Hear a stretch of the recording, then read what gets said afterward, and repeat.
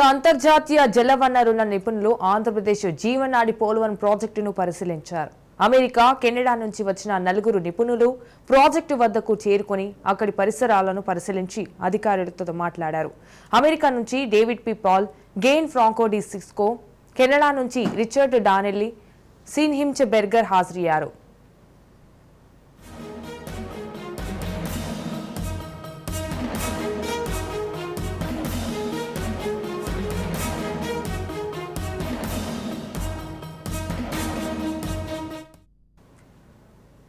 Diaphragm wall, 2 coffer డ్యాంలు, guide బండ్లను నిపుణులు పరిశీలించనున్నారు. ప్రాజెక్టు డిజైన్ల నుంచి నేటి పరిస్థితి వరకు సమగ్ర అధ్యయనం చేయనున్నారు. నేటి నుంచి జూలై 3 వరకు ప్రాజెక్టు సైట్లో పనులు నిపుణులు పరిశీలిస్తున్నారు. అయితే అనంతరం కేంద్ర, రాష్ట్ర జలవనరుల శాఖ అధికారులు నిర్మాణ సంస్థలతో కలిసి సమీక్ష నిర్వహించనున్నారు. గత 5 ఏళ్ల తప్పుడు నిర్ణయాల కారణంగా అసలు పోలవరంలో ఎంత నష్టం జరిగిందో కూడా చెప్పలేని స్థాయిలో ప్రస్తుత పరిస్థితులు నెలకొన్నాయి. దీంతో అంతర్జాతీయ నిపుణులను రాష్ట్ర ప్రభుత్వం రంగంలోకి దింపింది.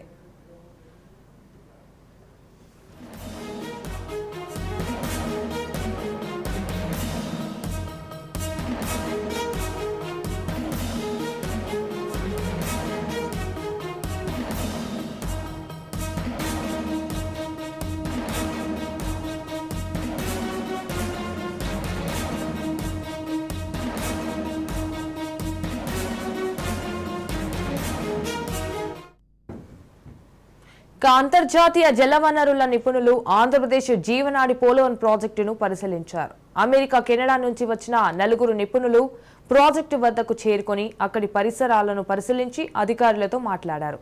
అమెరికా నుంచి David P Paul, Gian Franco Di Cisco, Canada నుంచి రిచర్డ్ డానెల్లీ, సిన్హిమ్చ్ బెర్గర్ హాజరయ్యారు. రైట్, ఇదే అంశంపై మరింత సమాచారం మా ప్రతినిధి మురళి ఫోన్ ఇన్ ద్వారా అందిస్తారు. మురళి,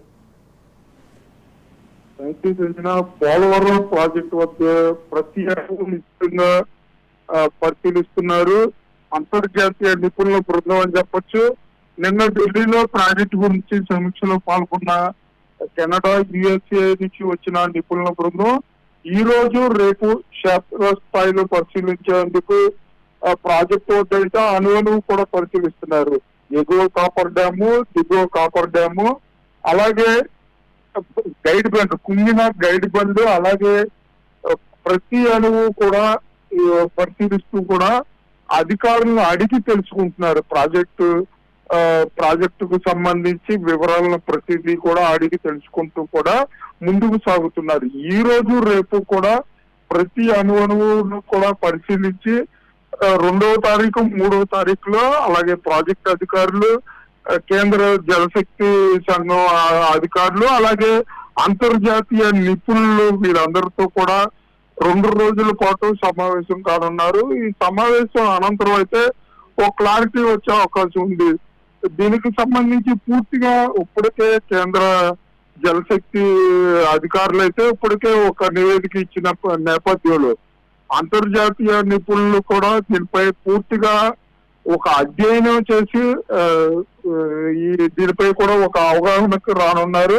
అంటే ఇంతకు ముందు చెప్పిన విధంగా ఎగువ కాపర్ డ్యామ్ కానివ్వండి, దిగువ కాపర్ డ్యామ్ కానివ్వండి, డయాఫ్రమ్ వాల్ పూర్తిగా సుడులు తిరిగి గున్నాలు కొట్టేసి అక్కడ పూర్తిగా నాశనం అయిపోయిన పరిస్థితి ఉందంటూ కూడా నివేదిక ఇచ్చారు. డయాఫ్రమ్ వాల్కు సంబంధించి రిపేర్ చేసినట్లయితే సుమారు 490 కోట్ల రూపాయలు ఖర్చు అవుతుందంటూ కూడా నివేదిక ఇచ్చారు. అలాగే దీన్ని పునర్నిర్మాణం చేయాలంటే సుమారు 990 కోట్ల రూపాయలు ఖర్చు అవుతుందని చెప్పి కేంద్ర జలశక్తి అధికారులు అయితే ఒక నివేదిక ఇచ్చిన నేపథ్యంలో దీనికి సంబంధించి అంతర్జాతీయ నిపుణులు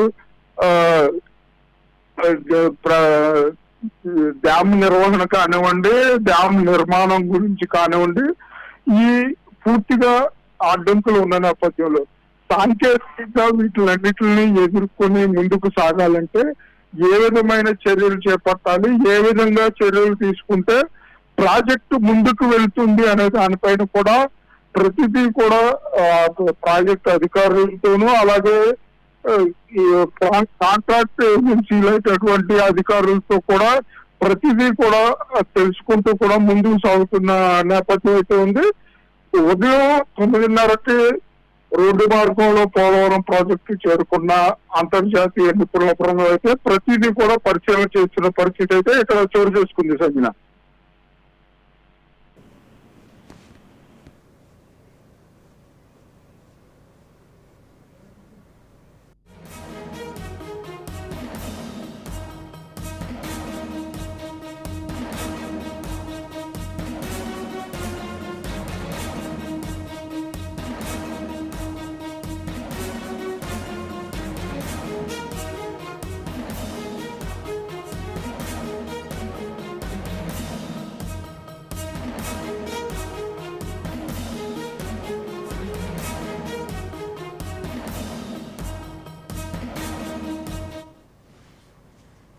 ఇక అంతర్జాతీయ జలవనరుల నిపుణులు ఆంధ్రప్రదేశ్ జీవనాడి పోలవరం ప్రాజెక్టును పరిశీలించారు.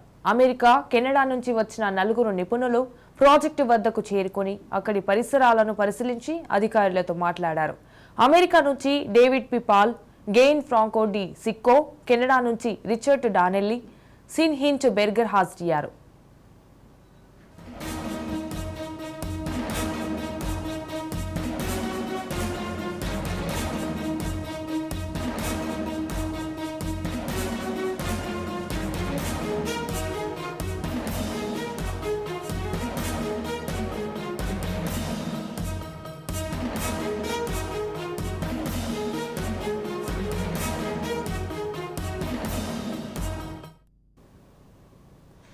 డయాఫ్రమ్ వాల్, 2 కాఫర్ డ్యాంలు, గైడ్ బండ్లను నిపుణులు పరిశీలించనున్నారు.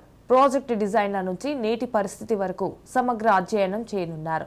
సో నేటి నుంచి జూలై 3 వరకు ప్రాజెక్టు సైట్లో పనులు నిపుణులు పరిశీలిస్తారు. సో అనంతరం కేంద్ర, రాష్ట్ర జలవనరుల శాఖ అధికారులు, నిర్మాణ సంస్థలతో కలిసి సమీక్ష నిర్వహించనున్నారు. గత 5 ఏళ్ల తప్పుడు నిర్ణయాల కారణంగా అసలు పోలవరంలో ఎంత నష్టం జరిగిందో కూడా చెప్పలేని స్థాయిలో ప్రస్తుత పరిస్థితులు నెలకొన్నాయి. దీంతో అంతర్జాతీయ నిపుణులను రాష్ట్ర ప్రభుత్వం రంగంలోకి దింపింది.